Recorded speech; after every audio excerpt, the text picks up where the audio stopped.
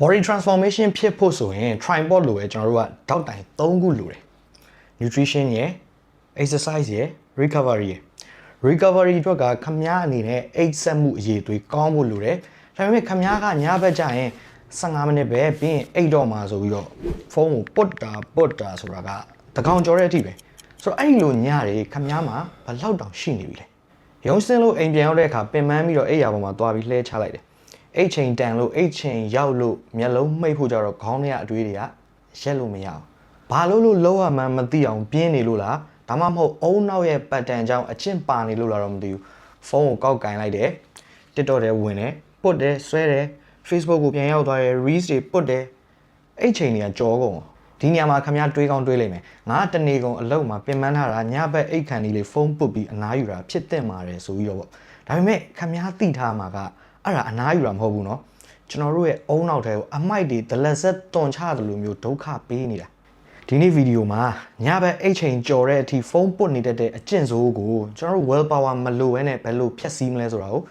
ပြောပြပေးမယ်ခင်ဗျားကအပြင်ပန်းမှာတော့အလုပ်တွေကိုနိုင်နေကင်တွယ်နိုင်တဲ့ဆရာကြီးတယောက်ဖြစ်ကောင်းဖြစ်လိမ့်မယ်ဒါပေမဲ့မနဲ့အလန်းတန်ကြောင့်နိုးလာတိုင်းငါညဘာလို့စောစောမအိတ်ခဲ့တာလဲဆိုတော့နောင်တရစိတ်ကြီးကိုတော့ခင်ဗျားဘသူ့ကိုမှထုံမပြောဖြစ်ဘူးအဲ့ဒါကိုကျွန်တော်သိတယ်အလုပ်က project တွေကို deadline အမီတော့အချိန်မီပြီးအောင်လုပ်နိုင်တယ်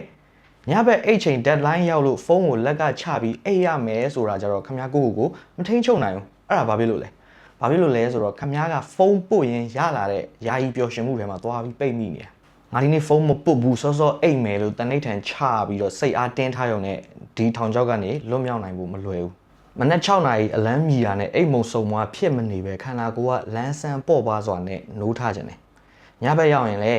ခေါင်းအုပ်နဲ့ခေါင်းနဲ့ထိတာနဲ့9မိနစ်တွင်အိတ်ပျော်သွားခြင်းနဲ့ဆိုရင်ခမရဲ့အိတ်ခမ်းဒီအိတ်ခမ်းပတ်ဝန်းကျင်ပုံစံကိုပြောင်းလဲပြဖို့လိုတယ်အခုပြောမှတွေကိုတေချာမှတ်ထားနံပါတ်1အိတ်ခမ်းလေးကိုဖုန်းအားသွင်းကြိုးယူမလာနဲ့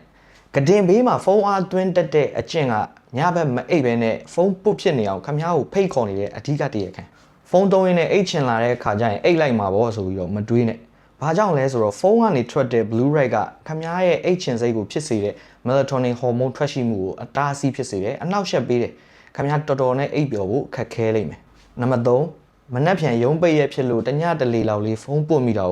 ကိုသိရမလားငါကတော့ဒီအကျင့်ဆိုးကြီးကိုမဖြောက်ဖြတ်နိုင်ပါဘူးဆိုတော့ drama ခင်းပြီးလက်လျှော့ပစ်လိုက်တာမျိုးတွေမလုပ်နဲ့မနှက်ဖြန်ရုံးပိတ်လို့တညတလေဖုန်းပုတ်တာကကိစ္စမရှိဘူးကျန်တဲ့ရက်တွေမှာတော့အိတ်ခန်ဒီမိနစ်30အလိုလောက်မှာ screen detox လုပ်တယ်လို့ခေါ်တဲ့ဟာမျိုးလုပ်တင်တယ်ဘယ်လိုမျိုးလဲဆိုတော့ညဘက်မအိတ်ခင်မိနစ်30လိုလောက်မှာဖုန်းကြည့်တာ Netflix ကြည့်တာ computer သုံးတာတွေကိုမလုပ်နဲ့တော့အဲ့လို screen detox လုပ်တာကခမအိတ်ခံနေတိုင်းဖုန်းပုတ်ချင်နေတဲ့ခမရဲ့အုံနောက်ထဲကအတွေးပတ်လန်းကိုဖြတ်တောက်ပြတဲ့ pattern interrupt လို့ခေါ်တဲ့နည်းစနစ်